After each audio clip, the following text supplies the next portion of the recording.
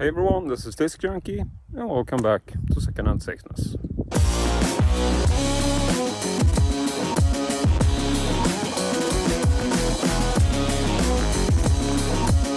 So today is so exciting. I'm actually back at my favorite flea market for the summer, which premieres today.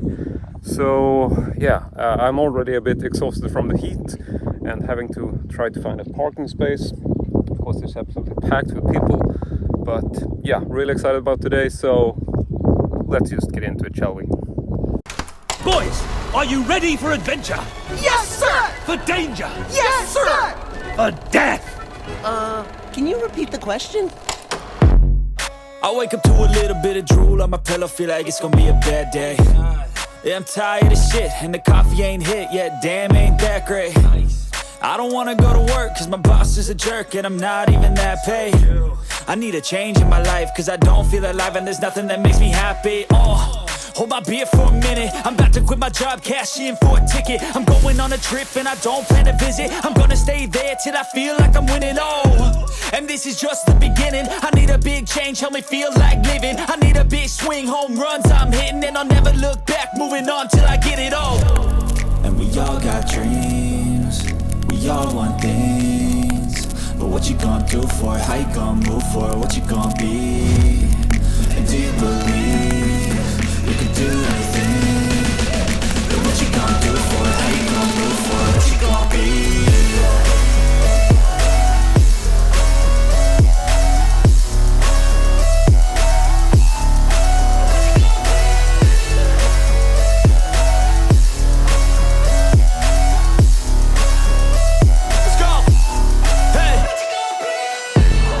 Right, so I would say I am done for the day. Absolutely packed with people. So yeah, I don't think I've been to it whenever it's, when it's been this much people setting stuff for sale. But that's pretty cool. But it's really warm and, well, I have to walk maybe like 5 minutes or so, 5-10 minutes to get to my car because parking lot was full at the regular spots. But yeah, I'm going to drive back and then I'm going to show you all the stuff that I found. So just stay tuned. Alright, so I am back home and I've actually taken my rings off. So sorry for the continuity errors, but the heat just made my fingers swell up. So yeah, I'm just gonna jump right into showing you the stuff that I got. Sorry, there's no sort of car driving montage, but I don't think you care about that anyway. So let's just get into it. The first thing that I want to show you, this is just weird. I found this little bizarre photo of a woman screaming, and it's in this little vintage frame. I got it at one of my sort of usual connections. I met up with a guy who I usually tend to run into when I go to this particular flea market. And I purchased a bunch of stuff from him before. He's the same guy who sold me some vintage gay magazines, for one thing. And so he tries to keep a lookout for odd stuff like that. Not so much of that stuff today. He did have some magazines, but I basically just have too much porn. I mean, I have so many vintage magazines that I don't know what to do with.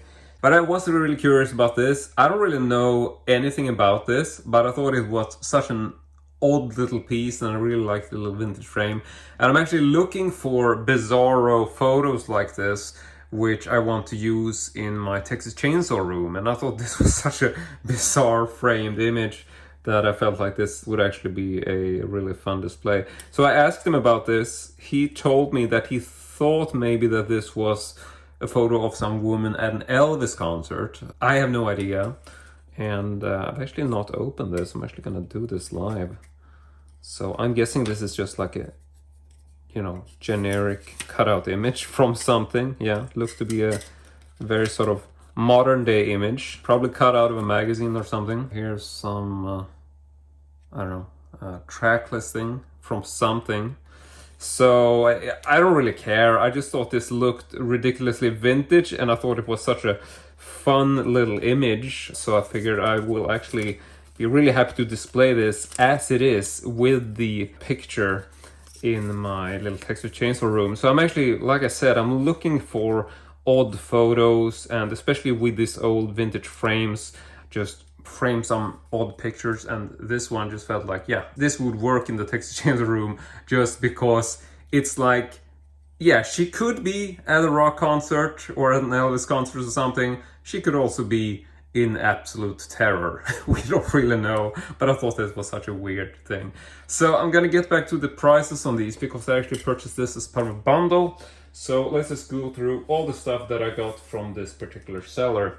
The next item that I got from him is actually a videotape. Now this is by no means a rare tape, but I would say that these are going to become rarer and rarer, and it is the Terminator 2 VHS. This is a, like I said, not a collectible tape. This is a small retail clam. Guessing this would have been released in the 90s. I didn't actually check. Yeah, 1991 is the only real year I've seen on this. So a tape from the 90s, not collectible. But then again, I've been seeing tapes for classic movies like Terminator 2 and other films going for more money than they're supposed to. Even like modern day clams, it feels like they're getting way too much attention. And this is a tape which surprisingly I do not own. Even though it's a cheap tape commonly, I see fewer and fewer of these. And I felt like, yeah, I want to have Terminator 2 on videotape. And I also like to pick up small clamshells occasionally because, you know, with smaller size you can display them in shelves where you might not fit in a regular size or larger style rental clam. So I was happy to pick this up as part of a bundle. Next up, we get to two more items, which I got from the same seller. And these are two issues from one of the magazines that I collect. And it is the Veckans Brott, aka Crime Weekly, which I've mentioned many times before. So this first issue is number 21 from 1980. Here is a cover, and so much of why I like to pick this up is because of the cover art. But as you know, these are generally crime magazines with various crime stories in them, but as the years went on and we come into the 80s, there's a lot more sort of pornographic and adult material in them, and I'm not really gonna flip through in any detail because I don't want to show any sort of explicit photos, but they are definitely in there. And the next one is number 10. This is from 1979. Another cool cover, very vintage and detective style magazine design overall. I think they actually imported these photos. As far as I know, these are typical detective magazine cover photos, which I think they essentially purchased from other countries. I don't think they're Swedish original photos. And I can just flip to the back. In case you want to see it, I have to do a bit of censorship there on a nude butt, but yeah. So that's essentially the stuff I got from the same seller. And I generally collect this magazine, so if they're cheap, I'll pick them up, unless I know that I have that particular issue already. In the case of these, I wasn't sure. I haven't really flipped through my collection to see if I have them. And this bundle, he sold me for 70 Swedish crowns, I believe. Whatever way you want to combine it, 70 is what I paid for the whole lot, which I think is a fair deal, definitely. It's not a steal, you know, but it's not a bad deal either. So I'm really happy with that. So let's just place those to the side a little bit, and we're going to look at the last item. Not so many items today, but I am still really happy with these pickup as far as a flea market premiere for the season goes. And let's just go ahead and bring this bad boy in. This was actually the first item I picked up today. I spotted this as one of the early tables that I went by. And wow, this is so... I have no idea about the history of this. But this is a very, very creepy and strange toy. I don't even know where to begin with this. I don't even know what this is supposed to be. Is this like a panda? No, it's not a panda. It's like some kind of bear. I don't know if it's supposed to be a dog.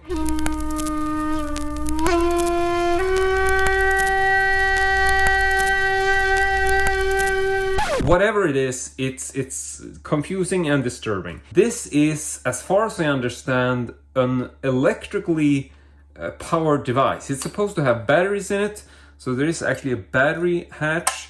Now, the battery hatch looks like it's been better days, and I put batteries in, they didn't work, and you can see that some of the contacts are very corroded.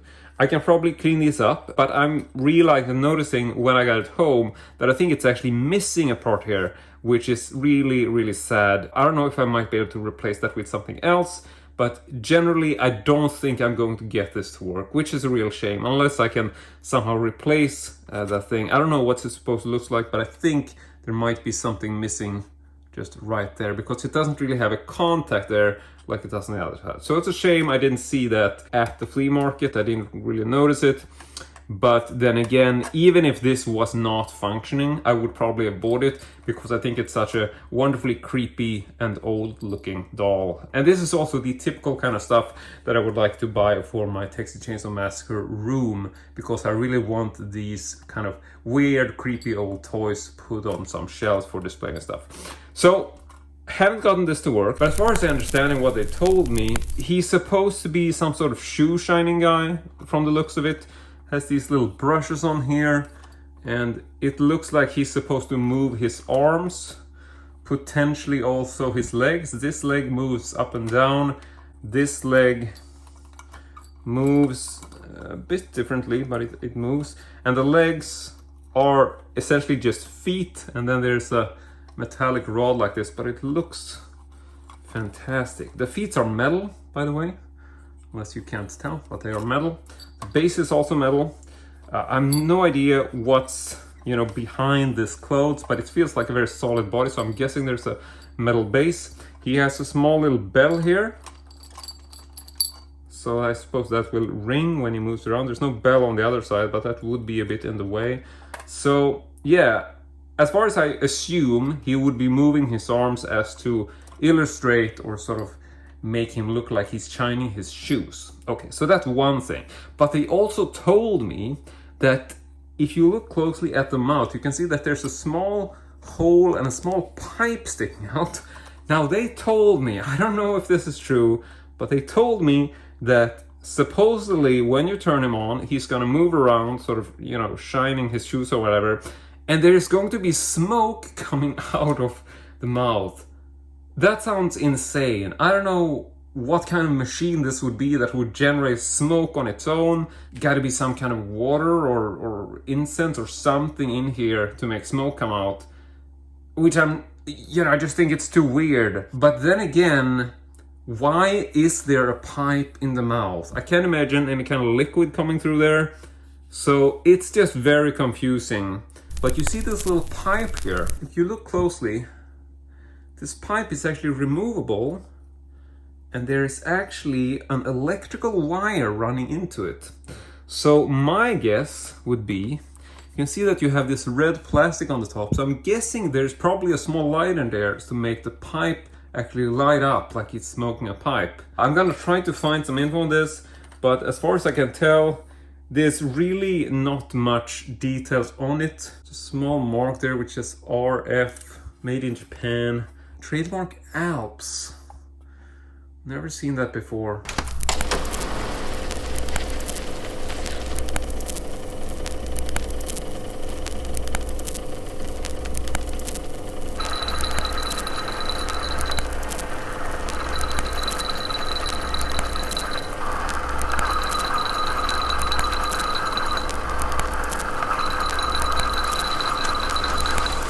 But this is the first find of the day and the last find of this video. I absolutely love this. I think it's so creepy and old looking, and yeah, it's actually falling apart here.